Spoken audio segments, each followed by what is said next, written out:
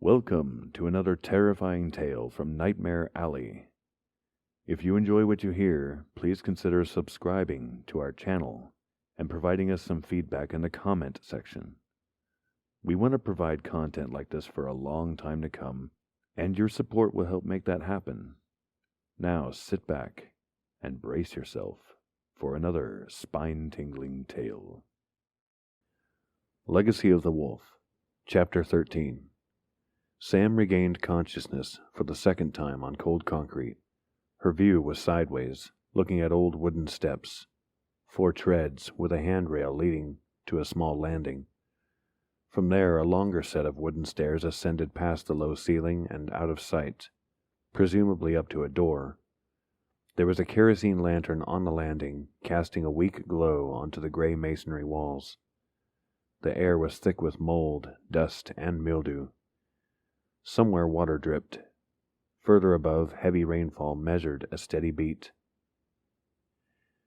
"Get up," Nina said from behind her. Pain flared in Sam's chin where she had been hit the second time. Rotating, forcing her stiff, cold muscles to obey, Sam worked her way to a sitting position and looked at Nina.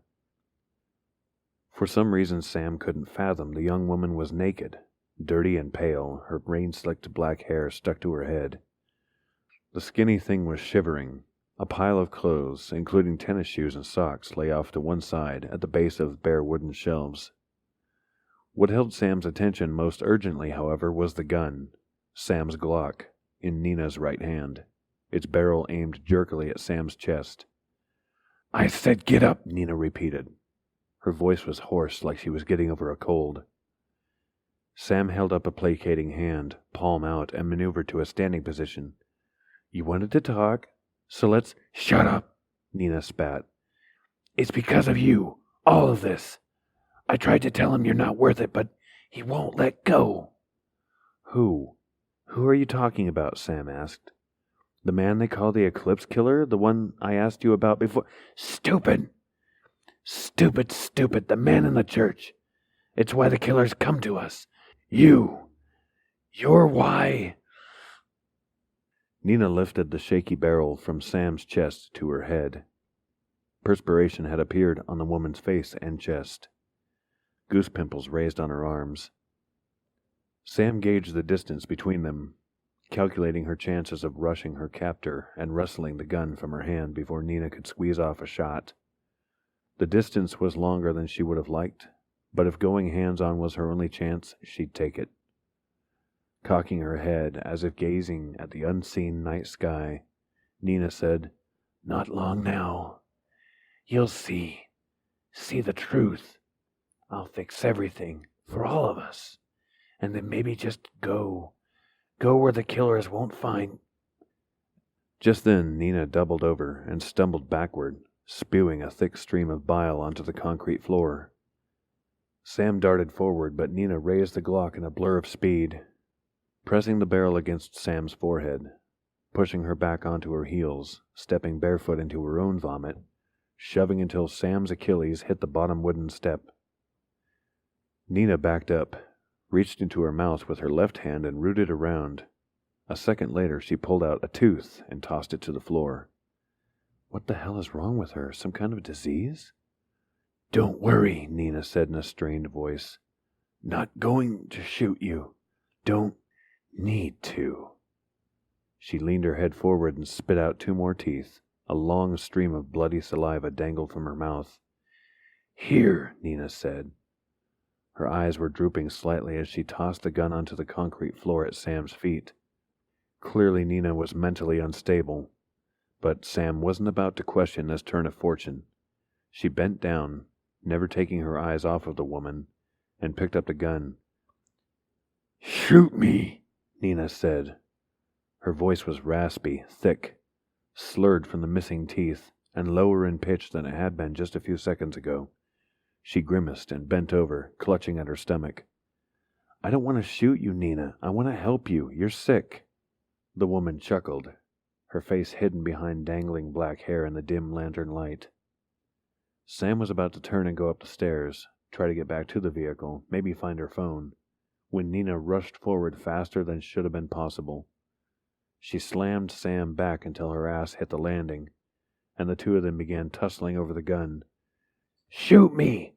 Shoot me!" Though Sam had both hands on her gun, it was no use. Nina was impossibly strong. "Shoot me!" she screamed, spattering globs of crimson spit on Sam's face. The woman yanked Sam's wrist until the barrel was aimed at her own chest, and with her thumb she forced Sam's finger back against the trigger. There was a loud bang, and Nina tottered backward. Gunsmoke drifted in the air. Sam's ears rang. "Jesus, she did it. She really did it. She made me shoot her." Sam felt her stomach turn, and thought she might puke. She shook her head to clear the ringing and looked, expecting to see the woman's dead body on the floor. But Nina was still standing. A thin trickle of blood leaked out of the hole in her chest, just between her breasts. Sam couldn't believe what she was seeing. The bullet had struck her heart. It must have. All over her body, Sam's skin prickled. This wasn't real. Couldn't be real. Blood drained from her arms and legs. She felt weak, unable to run or fight or move or think. Her brain rejected what her eyes were seeing. Nina reached up, put 2 fingers on either side of the bullet hole, and pushed back against her skin.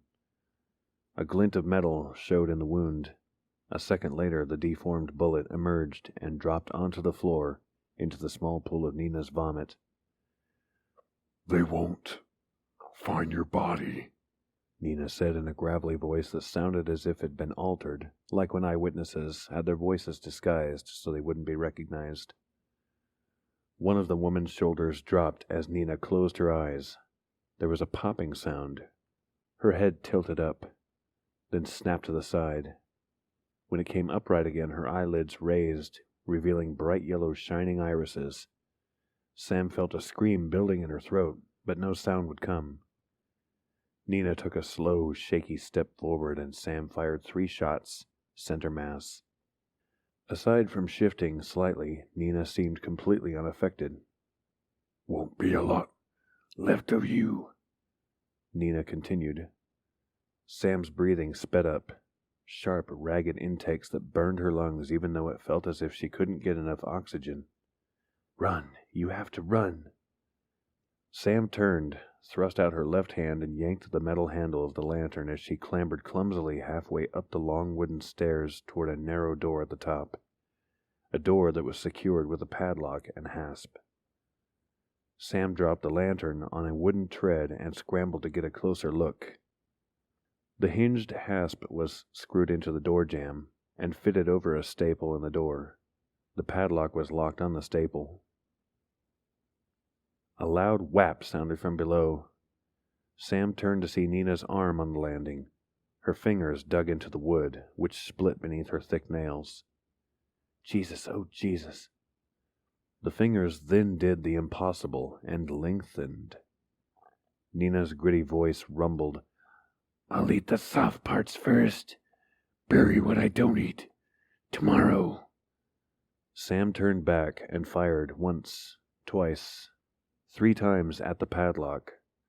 Her first 2 shots missed because she was shaking so badly. The third hit the padlock dead center. The bullet punched into it, but didn't go all the way through. Sam reached out with her left hand and yanked down on the lock, but it didn't budge. There were heavy thumping sounds behind her. Nina was coming up the stairs. Sam's heart threatened to beat right out of her chest as she turned to look. Nina was on all 4s, just a few steps below the lantern. She stopped, her entire body seizing, muscles trembling. Her back arched upward. There was a series of loud cracks as her spine snapped in several places. "Get out, you have to get out." Sam turned back, looking at the hasp, the lock, the screws. Shooting the lock wouldn't work, but the roundhead screws were fairly small. The Glock held 19 rounds. Sam had no idea how many she had already fired, but she would have to make these last shots count. Holding the Glock at an angle close to the 3 screws securing the hasp to the jamb, Sam ignored the stretching, snapping, popping sounds on the stairs below and fired 5 times point blank at the screwheads. The metal was left scarred and scored, but to Sam's relief one of the screwheads had been sheared off, and the other was half missing. That left only one completely intact. She needed something thin to fit into the slot of the screwhead. Her badge. Sam smacked the gun onto the top tread, fumbled the badge holder out of her pocket, then snatched out the badge. It took both hands, one steadying the other, and Sam concentrating on reining in her labored breath to fit the edge of her badge into the screwhead slot. She twisted, and the screw rotated 90 degrees counterclockwise. She repeated the motion 3 times, repositioning her hands. It was working.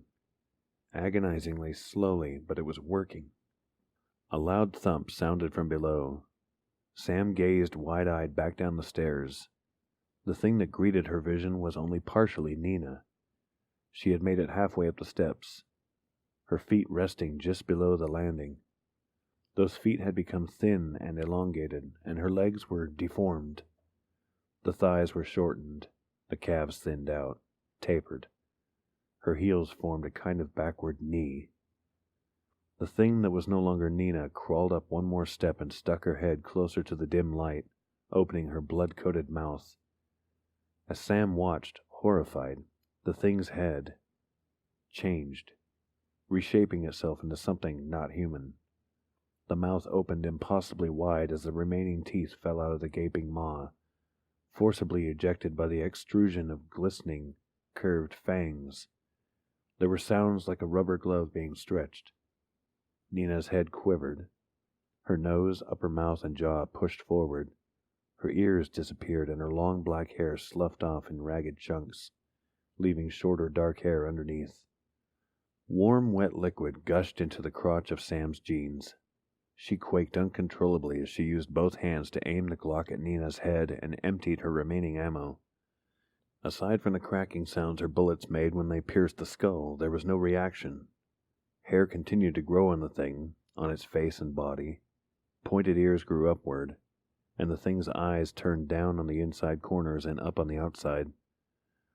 The beast's left arm whipped out, striking the lantern, toppling it. The lamp's base blocked the light, plunging the lower half of the stairs into darkness, impenetrable save for those glowing eyes. "Get out now!"